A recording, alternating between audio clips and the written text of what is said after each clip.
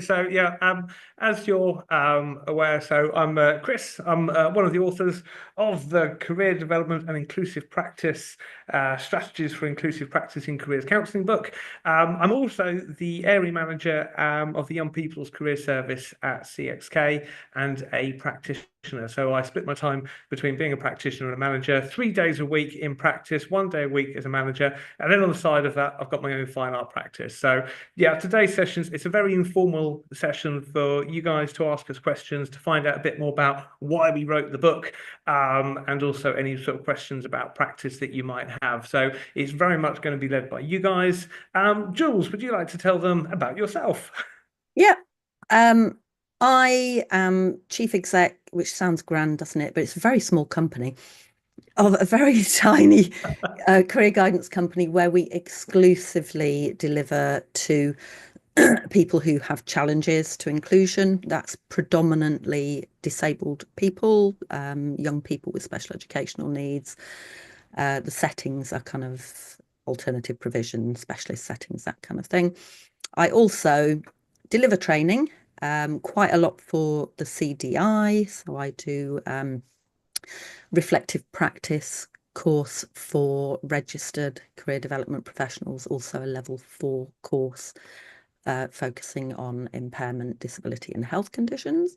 And I do bits and pieces for other people like that as well. So Disability Rights UK being one that I've recently finished a very lovely project around mentoring disabled apprentices with. So do a kind of range of stuff, but I, like Chris, also carry on delivering because I feel, and I know he feels, that that is really fundamentally important when you are managing other people and training other people, that you still actually do the professional practice yourself. Yeah, absolutely. And I think a big part of the practice as well is that we love it. And I know for myself that if I stopped my practice, I would miss it massively. So the management bit is the bit on the side of the practice, which is the bit that I love. And then I love also coaching and supporting fellow careers advisors. And I suppose that's with the book that we've got, that we wrote, is that we wrote it very much as a way of very much not as, say, like managers, but as fellow practitioners going, this is what practice is like. And actually, you know what? It can be a little bit tricky at times. And actually, how do we cope with some of these tricky situations? What strategies have we got? And that's very much the spirit of the book, as if we were kind of basically all meeting up together, maybe in a pub or a cafe, and kind of going, hey, look, let's talk about practice. And that's very much how Jules and myself are with practice, and actually sharing and wanting to support. So I hope that comes across in the book. If anyone would like to share a bit about themselves, where you guys are practicing, that would be really helpful. If you want to just let us know on the mics, or if you want to pop it in the chat, it'd be great to hear where you're all from. Anyone want to go first and tell us where you're from? I can see Stephanie with bright red hair. Can I just say, your bright red hair is amazing, Stephanie. I It's had hair that color it's once. actually pink, but it's Is come it from, pink? yeah, it's bright pink with orange. Ah, I got it done this weekend, and my hairdresser basically gets free reign, so it's oh, with orange and purple and red, and I've never know what I'm going to come out with. I'll tell you what, that is fabulous. So my hair is currently receding, but I made the most of it when I was younger. It looks great. Yeah. Thank you. Where are you from, Stephanie? Where do you work? What's your practice like? I work for Lancashire County Council. I'm Yeah. a careers and education advisor supporting 16 and 17-year-old NEETs. Mm. So, kids that have left school and haven't gone on to anything, or whatever they've gone to has failed. So obviously, a lot of the young people I support with, and basically all of them, have some form of barrier in some way, whether that's send or personal issues or anything. So obviously, a lot of what I do is this, Yes. basically. And do you find that you've got there's a lot of I suppose what we would call hidden those with hidden disabilities, a Yes. kind of, and they maybe haven't been picked up before, or they Yes. might not necessarily have diagnosis, which is a Yes. horrible sort of thing. So is there a lot of that you're dealing with as well? Definitely. And a lot of it's the whole sort of spectrum of they know they've got something and they're pretty sure they know what it is, but they've not Mm. got a diagnosis, so there's not support in place yet, all the way through to absolute denial with everyone around them going, no, you need this support and this is where you're at and we need to get you some help and everything on the spectrum. And there's a lot of probably shouldn't say it since I work for the council, but there's a lot of people that feel let down. There's a lot of people that feel like they've fallen through the cracks and they've not had that support. But I think that's countrywide. I don't think that's Yeah. just Lancashire. But yeah, it's the whole spectrum. It's everything from health conditions, disabilities, neurodivergence, mental health. Mm. It's huge. Yeah. Yeah, when I started the job, there was very much a case of there'll be some really good easy wins where you're just doing CVs and getting them to apply for college. And I'm like, I've yet to find an easy win. I'm 6 months in. Um, they're all very complicated, Yep. but it's challenging but rewarding, I think would be the way to say it. I think that's actually a really good way of describing practice generally, isn't it? Yeah. Particularly the space that we find ourselves working with. So yeah, so thank you for sharing. And yeah, challenging but rewarding is the one. I noticed everyone else is just jumping on the chat, so we don't suddenly come. Yeah, I'm so guessing. I'm going to go and do correct me if I get Thank your you, Stephanie, by name the way. wrong. So, Zolani, have I said your name right? Or is that not right? Xolani. Yes. I'm going Zolani.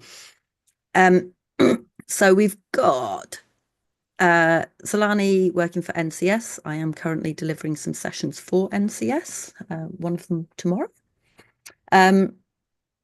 Caroline University of Mm. Cambridge Careers Service, which is nice. Sarah, Hants County Council, so schools and colleges. Just before I forget, the word acronym SEND, Chris and I have hardly used it in the book, Mm. predominantly because SEND is very English.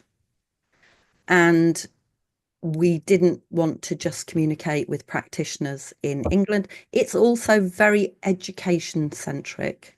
And we wanted to talk about people of all ages who have learning support needs. So we have hardly used the word send in the book, except where it's specifically about English education. So I just wanted to pick that up because people are using the acronym SEND, but we didn't want it to be specific to England or to just education. And also, Stephanie, what you're saying, the stuff about this is not a very small minority of the people we work with, Mm. you know, and when we're talking about inclusive practice, we're not just talking about settings that are designated as SEND settings. We're talking about people who have learning support needs in its broadest sense of learning. Oh, So yeah. we have quite a range here as well in terms of other people here. So we've got Tony. Hello, Tony. Targeted Youth Advisor, fantastic, over up in Essex. And then we've got that my Mental health service. Oh, yeah, nice. and then Um, Gary from Blackpool. yeah, Fantastic. Nikki from Aspire Career and Business Coaching. We've got oh, sadly Nikki's struggling with bandwidth. Maybe we can get the recording out. Hopefully we can get that to Nikki. We've got a real diverse range of practitioners here as well, which is lovely, on covering all kinds of different bits and pieces in terms of practice, which is lovely. So I think what would be really useful to know, so we can make this a purposeful session for you guys. I want to start with, are there any burning questions that you guys have got in terms of practice, or things that you would like to get any sort of support with? If you sort of want to let us know on the mics or let us know in the chat. Yep, Nikki's just replied there. Fab. We'll see what we can do, Nikki, on that one. Cool. Nikki's going to keep working there. But yeah, any burning questions that you would like us to explore? Otherwise, Jules and I will probably go off on a little bit of a ramble about practice.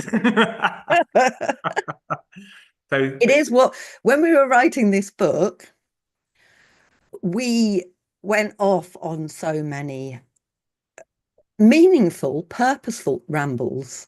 yes. It was really interesting. Oh, So we, for us, why did we write the book? Right. I think slightly different angles we came from. yes. So Chris is really good at sharing stuff on social media. He's really good. If you don't follow him on LinkedIn, follow him now. He's great at sharing like impact stories and how he works creatively and all that kind of stuff. I am absolutely terrible. I share other people's stuff. I share what I know by delivering training, but obviously that's only to very small cohorts of people. So for years and years, Leanne Hambley has been saying to me, Jules, get this out of your head and into a book. And my response has always been, yeah, I will. And just didn't get round to it. And then another lovely friend, Ollie Jenkin, who is the editor of the CDI Career Matters magazine, he said to me, I have been talking with Trotmans about inclusive books. And he said, and I think you would be the best person to write that. And I just kind of went, oh, funny you should say that, because Leanne keeps telling me that as well. And then he reflected and said to me, do you know what, Jules? I think you would be better writing this book with Chris T than you would with me. And he did say he's very happy to look through it and to give us any help we wanted, or whatever. But so that's how Chris and I hooked up to do the book. And fortuitously, we found that we brought very different things to the writing of the book. I think in terms of our approach to the work, we're very similar. Mhm. So we have a very similar outlook in terms of how we perceive disability and disability models, how we've experienced it in our own lives. There are some similarities there, but in terms of writing, we've brought incredibly different things to the writing of the book. So at the beginning, why did I write this book? Because quite a number of people said, Jules, write a book. And I kind of thought, I know I should, because it's probably going to be my best vehicle for getting down some of this stuff, because I'm nearer to the end of my working career than Chris is. So I just felt like, I can't carry on just delivering training forever and hope that the numbers of people or managing small teams or whatever. So for me, it was about paying it forward, really, like giving stuff to other people so that other people can then pick this up and carry on, because we have such massive gaps in the disability world, in like disability employment rates, in access to learning. And it's something I'm so passionate about. So hopefully Chris will last a lot longer than I will in the writing and delivering bit, because he's considerably younger than I am. Oh, you're very, very kind with that one. So I think, Jules, it's interesting reflecting on why we did this book, and it's kind of because I think for me it changed as I was Yeah. doing it, and we both got lived experiences of disability. I mean, I'm quite open. I'm the father of two boys with ADHD, autism, and I've got ADHD myself to a late diagnosis. And I think for me, when I started writing the book, so the bit I've always been aware of is how it felt when you first start as a careers advisor. Those first 2,000 interviews, my mentor said, are the worst, where you're like, you've got no frame of reference, you've got you've got vague understanding of what's out there, and we go around carrying these massive folders of information, but we don't really know how to apply it, and it's terrifying. And when I found careers work at around about 28. So I'd previously done some work in FE, mentoring and trained as a teacher. Lot of stuff there that I didn't really agree with ethically, walked away from it all. Classic happenstance, came to it late. And then I can remember what it felt like when I discovered careers work. I absolutely love it. And I was equally in love with it and terrified at the same time, of kind of like, oh my goodness, I found this stuff that's amazing. We get to do this amazing work with our clients in one-to-ones, pairs, groups, what have you. But we get this. So I started off doing with community guidance. So Stephanie, much like the stuff you were talking about, that caseload you described is where I started, with some schools work on side. And there were other careers advisors who didn't like community work, which is fair enough. But I loved it. And I was kind of like, these hard to reach, challenging young people, when you reach them, when you can help them, it's amazing. It's absolutely brilliant. But it's great fun. But equally aware of that sheer terror of feeling out of my depth. Yeah, I remember that. And so when we had, and I've been practicing 18 and a half years now, still practicing, still learning. Every day is still a school day. And I think for me, part of doing this book was to go, well, actually, I sort of looking around, realized I've kind of accumulated this kind of quite hodgepodge of different skills and things that I do. And it's the reason, like, for example, on LinkedIn, I share the link to the impact stories because we know that resources are limited. We know access to CPD is limited. We know we are time poor in so many different services. So I thought, well, okay, the CDI did the shout out for impact stories. If I could write some impact stories that can just share practice and share some of the stuff that I do to help others, that's where I'm coming from. So it's very much led by trying to help other practitioners. Definitely not led by my any kind of ego or anything like that. It's my colleagues here at CXK where I work that basically gave me a shove into this work. So you see in the back of the book, we've got a few acknowledgements.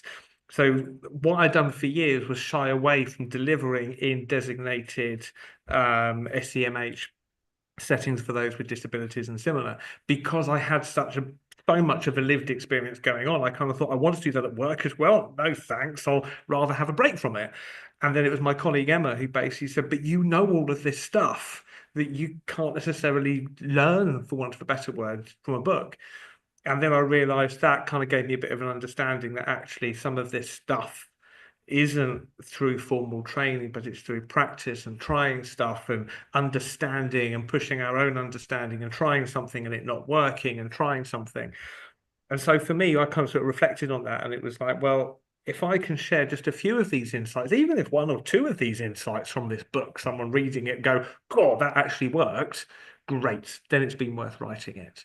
I think the other thing for me, over the last decade, training people in England, so I'm going to be very specific about where now, because it is a different experience training people in Scotland and in Wales still. But training people in England, I have noticed progressively that people were becoming much more isolated because of the nature of disbanding the connection service and scattering of different types of career services. So people were having less and less access to talking to colleagues, to seeing how other people deliver. So as part of delivering training, I was noticing people less and less confident to try different types of techniques, people less and less confident to acknowledge that they are the expert in supporting people with career planning.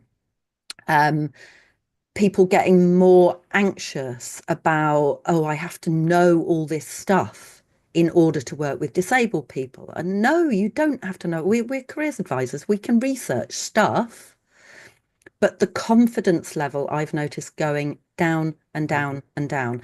And that is for a whole host of reasons, particularly in England. And it upset me, to be honest. I don't like it.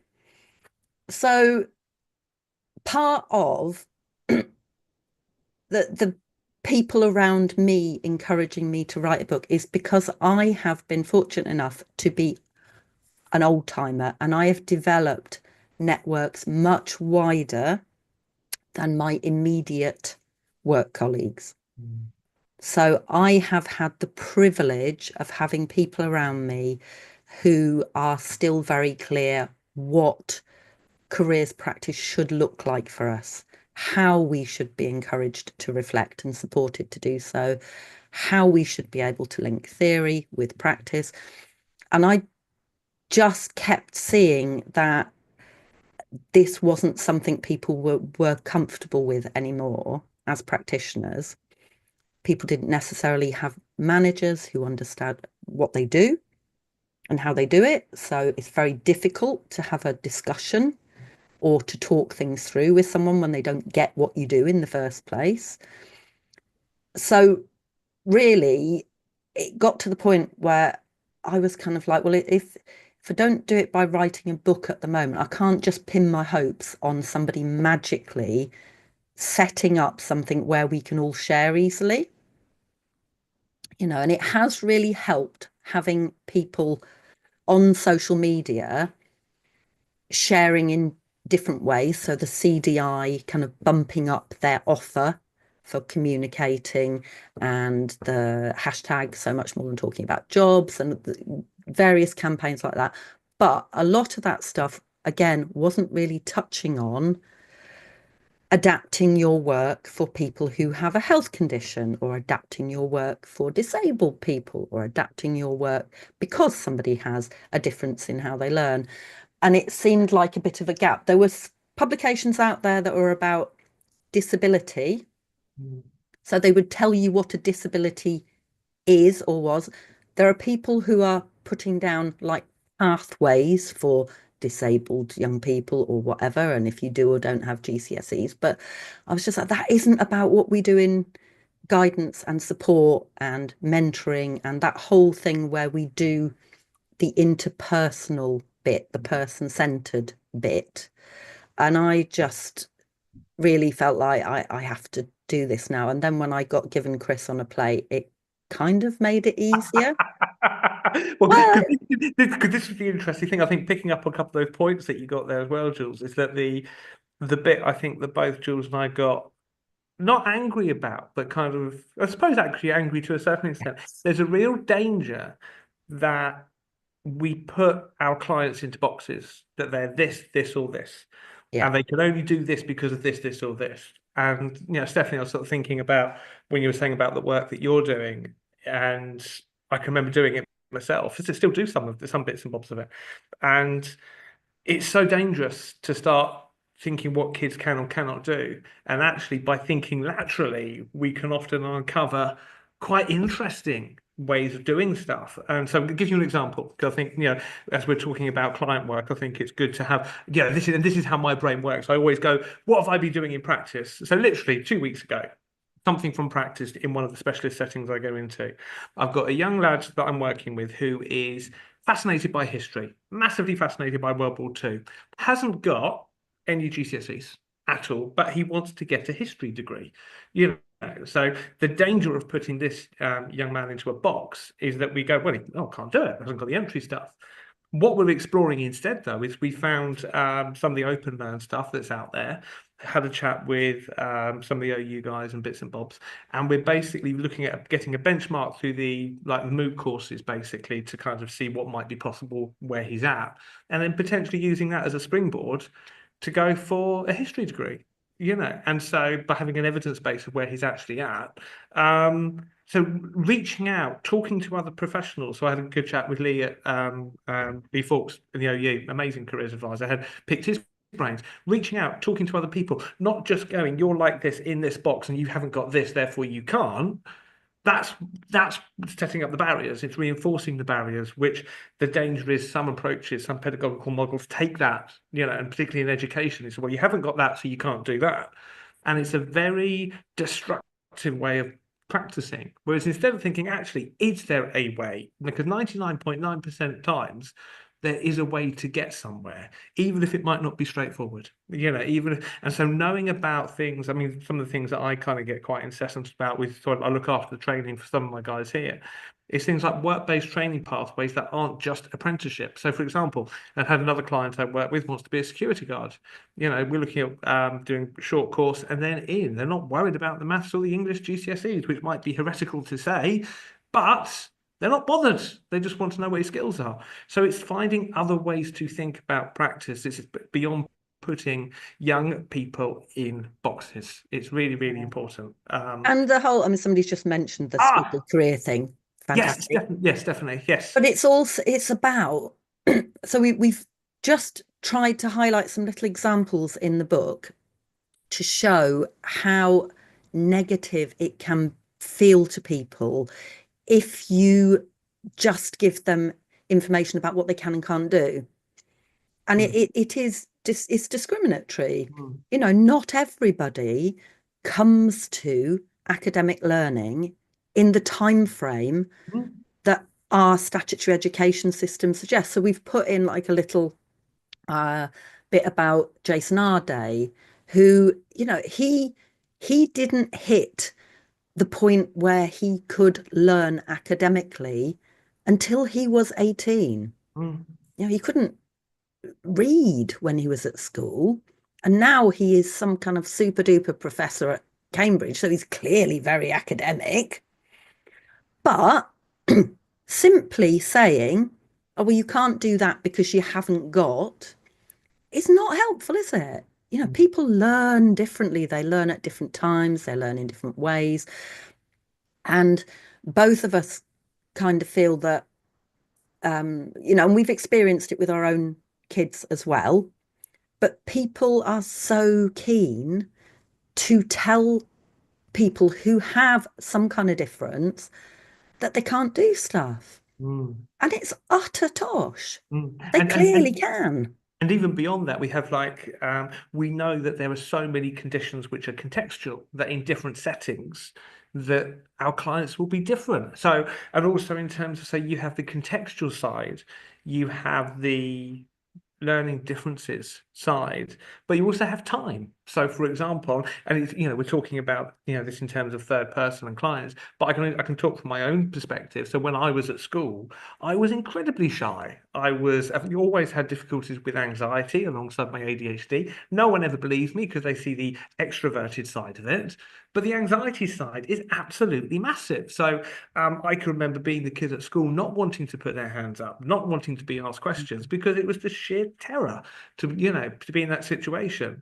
And it was only by, I'm an old level 2 student. I didn't get great grades at GCSE. One of the reasons that I do this is because I've been in very similar situations to half these young people that we work with who have been told that they're not going to be able to succeed or not going to be able to get anywhere. I had a similar kind of contextual background where there was a couple of the teachers had sort of doubts whether I'd be able to even get into college, and maybe I should just get a construction job with my parent or with my dad. So I come from that situation, but by being able to have a go and being in a place where I could be supported and grow, so I used fine art as my kind of vehicle. That then got us through, and then I really only started to thrive in my late 20s. Now, at that time, I didn't know that I had ADHD or anything like that. I always knew that I didn't fit socially in the broader scheme of things. But looking back, you can kind of start to fill in the gap. So this book, I think, is just as much written, not just, it's the thing for inclusive practice, where we were going with that, is that inclusive practice helps everybody. And this is the big thing that I've noticed, and we've pushed really hard on it on the programs here at CXK where we can, because and I've pushed hard for creative free reign. So we will do things like today I had a client I was working with literally this morning in one of the specialist settings down the road, massive whiteboard, putting stuff on the board, drawing stuff up, drawing pictures, not the stick figure pictures, by the way, actions on the board, wiping stuff off, took a photo of it. That's the action plan. So why does action plans have to be this very linear kind of type thing and the school Senko was saying, he said, that's fine. I've got everything I need for the EHCP, the Education Healthcare Plan. We don't have to be stuck in ways of working. We can get creative, but we just need to fight for the permission to be creative sometimes and to advocate for it. And then when the clients come back and say, yes, that's it. So this lad today I was working with, his aspiration is to have a big house and a swimming pool, car, motorbike. We drew that on the board. That was a part of the picture. And he said, yeah, that's what I'm going to keep in my mind when I'm struggling, working on my maths and English and struggling to get through. That's what I'm doing it for. And he started the session, I kid you not. So today's session, this lad turned up all right down in the dumps, like, oh, why have I got to be here? Oh, like this. He ended the session. We're standing up by this whiteboard because he's got ADHD as well. So we're both standing and moving by this board. Massive smile on his face. Went out. Last thing he said before he went today, he's like, have a good one, sir. Thank you very much. Yeah. And he went, and he had decided to stay on in education because he can see where it can get him. Not where, because we don't tell him what to do, but he can see for himself that he can do it and there's a way to get there. And that action plan, if we had gone away and typed all that up, he wouldn't have that ownership on there. It's got his drawing, it's his action plan, it is inclusive. And those kind of processes and practices don't work. They work not just for those who have diagnosis, but they work for pretty much every client. Yeah, I mean, Caroline, you've just written about the anxiety that we see in students, not just in students, also in our professional colleagues, I might add.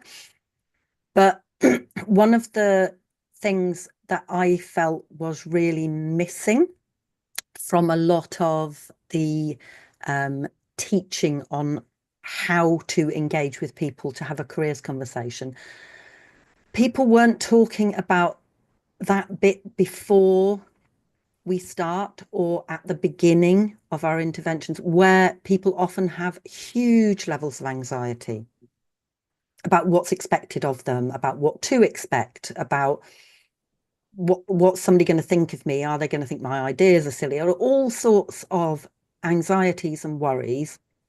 And I've noticed that much more since the pandemic.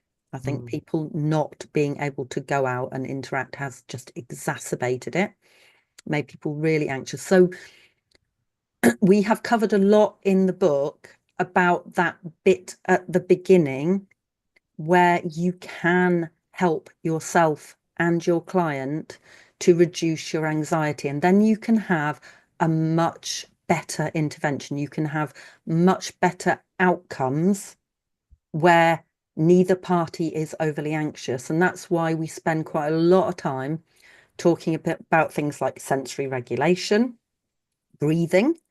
Breathing is fairly essential to reducing anxiety. And there are all sorts of other mechanisms. And I know it sounds like stating the obvious, but again, what I've seen in colleagues when I've been delivering training is their anxiety levels absolutely skyrocket when they feel like they're out of their comfort zone. So when faced with somebody who is unable to speak, they get really, really worried because their comfort zone is speaking and listening. If somebody does not speak to you because they can't, they have selective mutism, which is a phobia, which I do explain in the book. It is not won't, it is can't. Somebody can't speak to you because they are super anxious. We just need to do something about anxiety to enable people to communicate in a comfortable way, to enable us to regulate and communicate. And that way we can do our professional jobs. But what I was seeing a lot of was people getting so anxious in their work, or their clients were so anxious that the core bit of the work was not happening. Anxiety was just getting in the way. And I think, again, because Chris and I are and live with people with various types of anxiety, and I train a lot of people and we both work with a lot of clients with anxiety, it's something that the more you come across it, and this is not about being labeled with something, you don't have to be somebody who is labeled disabled or SEND or whatever to be having a whole heap of anxiety. And I would say with it as well, Jules, that there's different approaches completely. So, we've got, you've got things like stress balls and stuff that we talked about, but it's sometimes going with sometimes things that are a bit left field in the moment, so like that are playful. So I've got my my toolkit of stuff, which is only actually this is my main core toolkit. Because I ride a motorbike, I have to make sure my toolkit only fits a small space. But actually, one of the things I've got in is, I'll hold that up, is it's a little Lego motorbike. And I had a student the other day who was really anxious, really worried about seeing us. So they've come in with a teacher who they trusted. And we ended up just spending 5 or 8 minutes racing this little motorbike. It's got a little friction wheel on it, racing the motorbike back and forward to each other before we even got talking about careers, and having a little bit of banter with the teacher. And then by the end of it, the teacher was like, "Well, shall I be off then?" And the student was like, "Yeah, go off you go." And just breaking through the ice. And it's sometimes, I think, as you said, Jules, it's the stuff that sounds quite obvious, but it's the stuff we forget. And actually, before you can get into any kind of deep or meaningful stuff about career, for want of a better word, sometimes just attending to being comfortable in each other's company is just really important. So I have some of the youngsters I work with in school, they really get when they're in like an office like classroom, they get really oppressed. So we go for a little walk around the school. I do all the health and safety beforehand. I check with the school that it's okay, and I make sure I've got a walkie-talkie and stuff like that. But we'll go for a walk, or we'll go and kick a football around. So Stephanie, by the way, I've recognized who you are now from your profile picture. I've put two and two together, so I know who you are. So lovely to meet you. Okay. So it's I'm rubbish with recognition and stuff between LinkedIn and live things, but yeah, it's basically so Stephanie, giving you an example, some of the work we used to do in the villages in the local, I worked down in Dover, and I would go out to the community with another PA, and we'd basically go and play football. Yeah. And then the young people, they didn't want to have a career session because it was all tied in with all this other stuff for them. But then actually halfway through a football match, I'll just be asking them a few questions, and they go, "Yeah, actually, how do you do that, sir?" I said, "Oh, do you want a quick chat?" And I'll go and have a chat. But attending to those little things first. And there is an element of it crosses over with theories from youth work in terms of engagement and stuff like that. There is nothing wrong with borrowing models and theories from outside of our profession. If there are other forms of engagement, so if you're working for social services, youth work, they're really good stuff. Some of the top tips that I've picked up on have come from some of my friends who are also youth workers. We shouldn't be precious that they are not career models. It doesn't matter. Jules, quick question. What was your thought about Caroline's question with regards to the gap with regards health issues in terms of that stuff? How would I you think manage it just adds to anxiety, and it tends to isolate people more, because when people are having health issues, they tend to either want to isolate themselves more, or they become isolated, because if they're trying to share stuff, a lot of people don't want to engage with that for that long. Mm. They don't want to hear about it. That's what lots of us as human beings do, is we don't want to know. It's like don't know, don't have to care. Mm. So people become very isolated. So a bit similar to the pandemic thing. It's like you become isolated, and that creates its own issues with your health, with anxiety, whatever. They all get exacerbated. People do get really worried about things like, what will an employer think about a gap? Mm. Whereas actually that's really easily solvable. You can always fill a gap. You just fill a gap with something you've been doing. Mm. I don't, it's such a practical, easy thing. What were you doing whilst you were off with health issues? Yeah, I was doing a lot of pottery. Okay, so you are a potter. And that's not a lie. One of the best It, techniques I ever taught my eldest son, who is happy for me to share things about him, he's autistic, and he just used to tell people absolutely everything, to the point of it didn't go well for him, because he would just tell people. And I taught him to tell people the truth without telling people everything. mm. So as long as you are telling the truth, you just gauge what other people want to hear. And if people can learn those very simple techniques for things like CVs, and the whole thing about, we need to learn about AI in terms of screening of CVs. There's some very simple techniques that create a hit rather than a miss when they're screened by AI. And there are other ways of doing things. I know some people who just got so fed up of sending out CVs, getting nothing, whatever. It was just, and a really lovely example, if anybody wants to go and have a look, is on the Super People website. Luke Nadin, I'll stick it in the chat. Luke, really, really bright young man, finished university, 2 years applying for jobs, nothing. And, he was disclosing when he applied, he was like, for goodness sake, Jules, you can hardly miss that I'm disabled. You'll see him on the video. So you will see he's absolutely correct.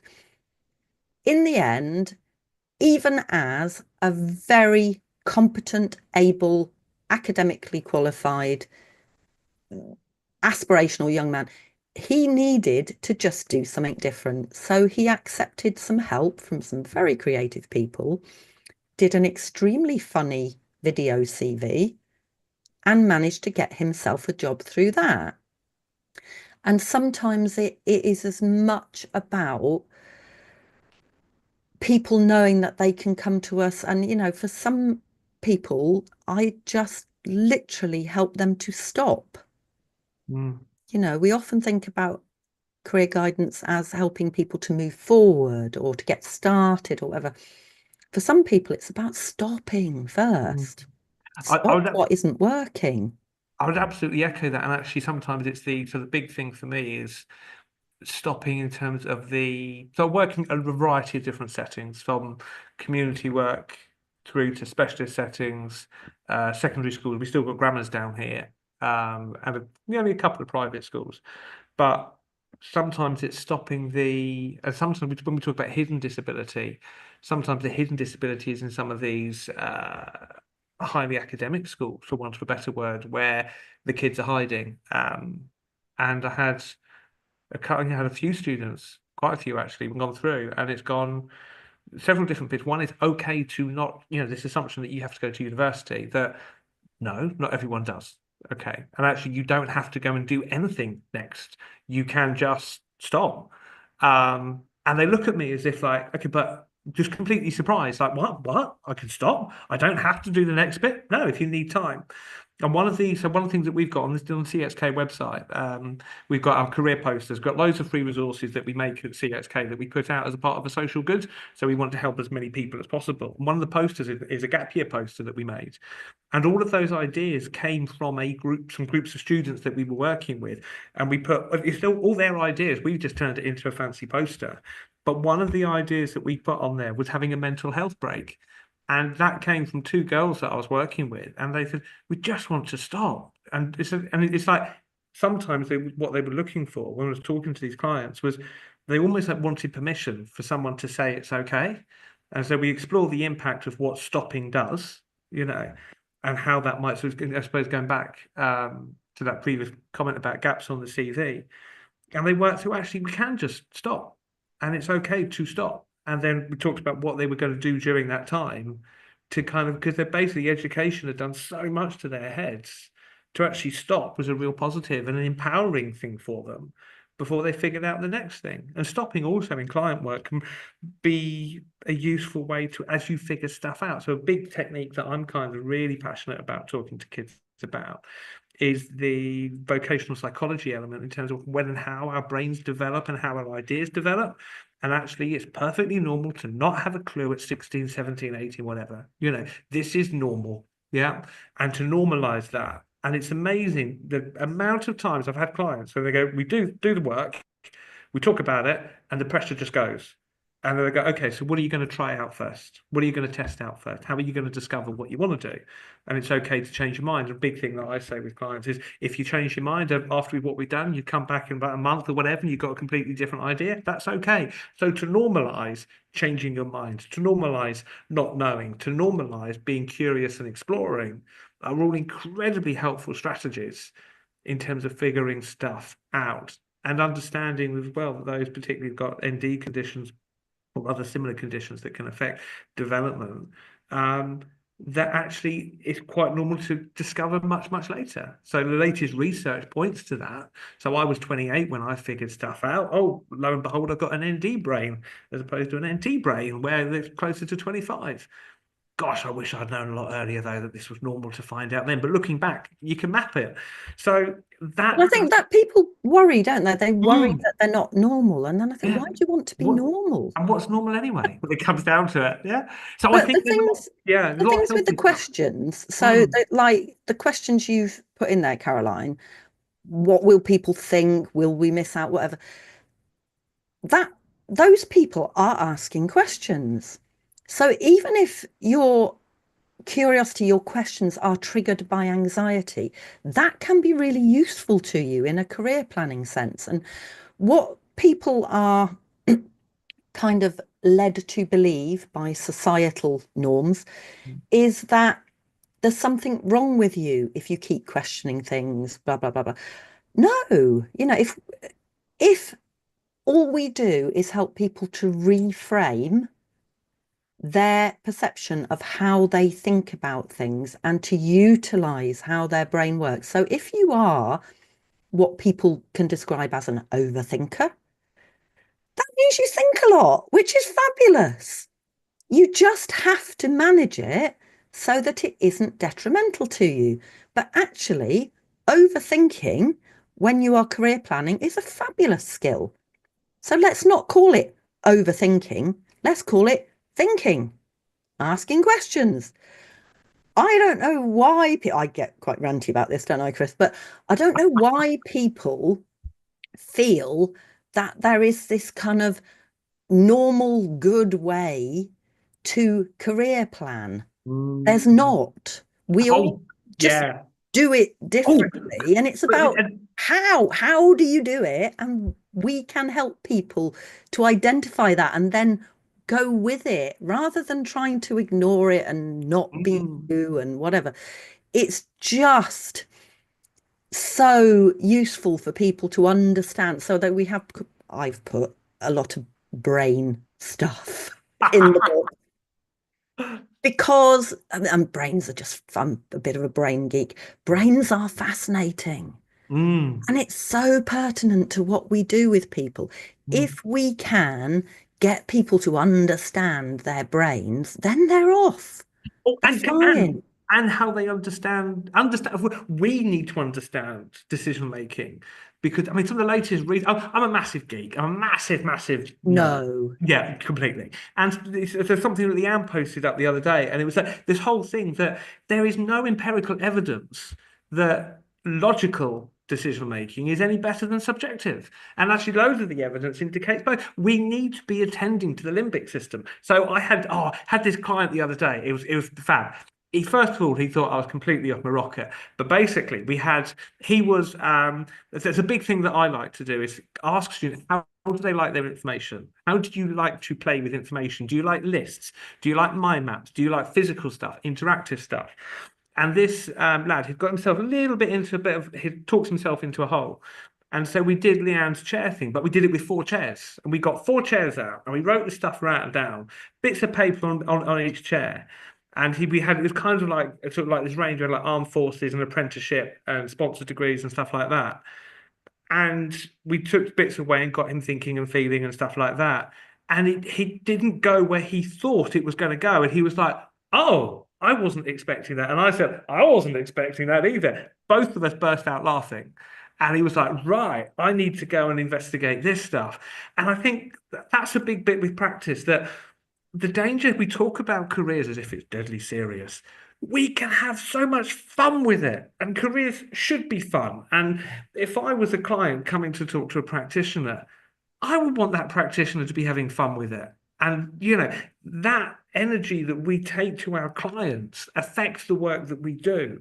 We can have fun, we can play, we can make it an exciting and enjoyable experience for all parties. I'd make no apologies on the fact that actually, quite a lot of the time on LinkedIn, I say, I've actually had a blooming good day. I love my job. It's terrific. Had a kid today. He said, you get to talk and listen to everybody each day. I said, yeah, more or less. He said, that's a wicked job. I said, yeah, I know. I love it. We can give ourselves permission to have fun and to share that fun with our clients and to explore these different ways of making decisions and introduce different ways of making decisions to clients as well. And sometimes in some settings that will run as a complete contrast to what they've been taught. And that kind of frisson between the two can actually be quite exciting. And they go away with different stuff. And it's exciting stuff. So yeah, Oh, what we've tried to do, and now you can see the issue with writing a book that the two of us have had. What we've tried to do is put a range of the different things that Chris and I have tried that we've found have worked Mhm. into a book. We had way too many words for that book. Neither of us are short of words. So, what we have tried to do is just to pick out examples and prompt people to just start having a think about, how can I try things differently? How can I have more fun in my job? How can I experiment a little bit more?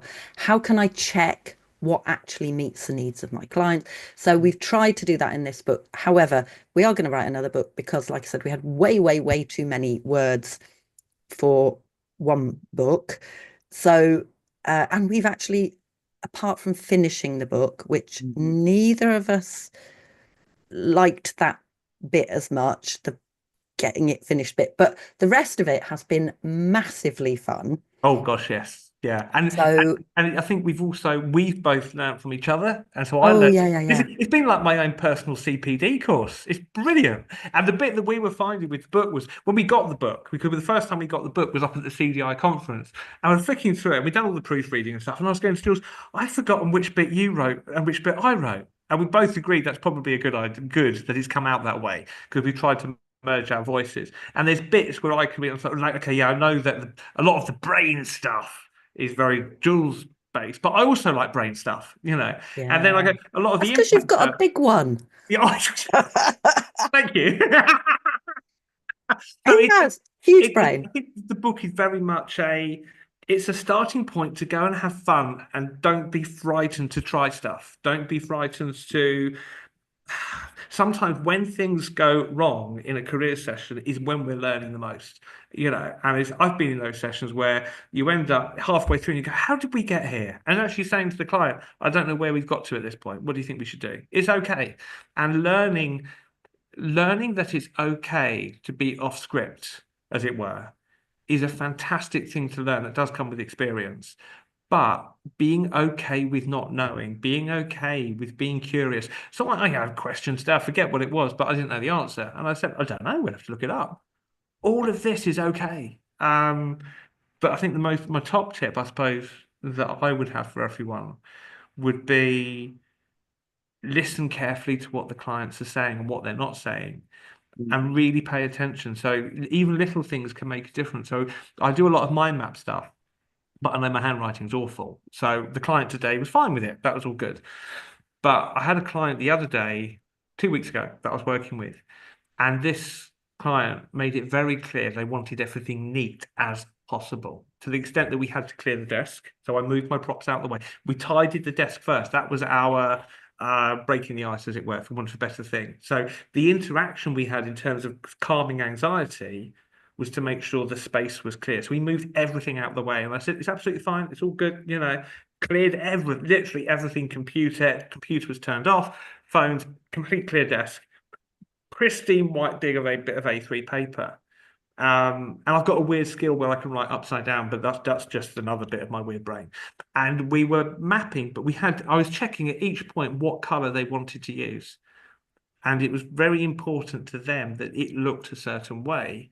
And that helped them to be more comfortable. So attending to those small details, not just about what do you want to do, what you're interested in, but how they like to be working in a way that's meaningful for them, I think is massively important, and it's something that often gets overlooked. So that would be my top tip. Jules, what's your top tip, do you think, for practitioners?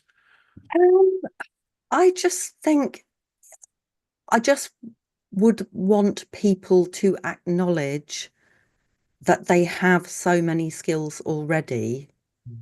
All we are trying to do is adjust how we deliver that in order that people can benefit from those skills. It's not about having a separate load of skills, it's just about adjusting. And we're really hoping, because we have written the book in the way that we talk to each other. So if you've already read any of it, doesn't read like some of the other books, because although both of us have done academic learning, we haven't written in an academic style. We're that just to not be afraid to communicate what you need, to communicate with other people, to find out what they need and go with it. And we're hoping that we've done that with the book, because a lot of people have been put off by having to access more academic style stuff around disability, which to us didn't seem personalized enough. Well, it's not inclusive, is it? So it's a book about inclusive practice should, by its nature, be inclusive. So we've So got. hopefully not overwhelmed by Chris and I having far too many words for what we actually need. We've tried to contain that. Oh, yes, only just. But the amount of copy that we've got left for the second book is bonkers. Yeah. Anyway, we are nearly up to an hour, so I'm Mm. just going to leave a couple of minutes. If anybody has any questions, comments, whatever, do speak up. Or any feedback on the book if you've read it, you know. Oh, look, Stephanie's got a copy of it. Oh, Thing on my Yeah. to-do list. it's Right. a. Oh, don't put it on your to-do list. I never to-do my to-dos. Just hopefully just try and enjoy it. Don't feel you have to read it from the beginning through to the end, read bits or whatever. Even my dad's managing to read it, which is something Well, I my feel brother like bought this. a copy of the book, and that was my big brother, and I was like, oh gosh, so that was quite good. I think very much the book as well. You can dip in and dip out. Yeah. We've tried to make it. And there's also an awesome like glossary in the back and resources bits in there as well. So we hope that dipping in, dipping out approach works. Yeah, take it on holiday, Tony, and enjoy Chris's little illustrations in there as well, because he is the artist. All credit where it's due. Oh, bless you.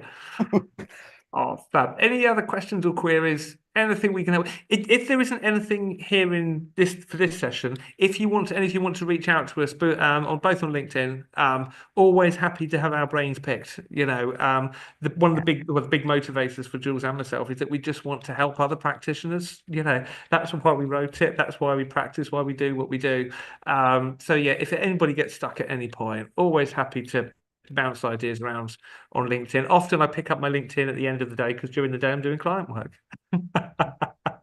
Or do come and meet us at some kind of in-person, Yeah, and we yeah. won't recognize you, so you'll have to tell us who, because neither of us Yes. do that recognition thing very well. But tell us who you are, and then we'll go, oh yes, I remember. And that happened at the conference. There was a few people like that. And it's particularly if you've got disability or ND brains or something similar yourself. I think that for me has been one of the most lovely things that I've had several feedback from different advisors with similar conditions that they feel seen. And that for me, I think in terms of unexpected bonuses, that was the bit that moved me the most, I think, with doing this book, because it was completely unexpected that there were other advisors like myself out there who didn't feel seen, and suddenly they felt seen. And I thought, okay, that is blooming epic. So yeah, So enjoy the book. Yep. Get in touch with us if you ever want to chat or whatever, and hopefully we'll see you all again somewhere. Thanks all. Thank you.